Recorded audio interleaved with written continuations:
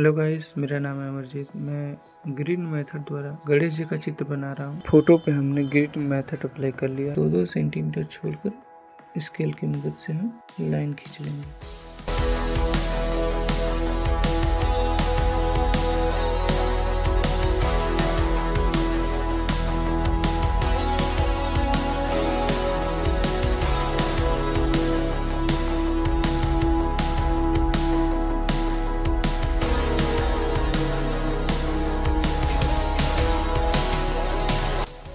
Outline हमने खींच ली है। बेड़े पे 10 लाइन, खड़े पे 14 लाइन है।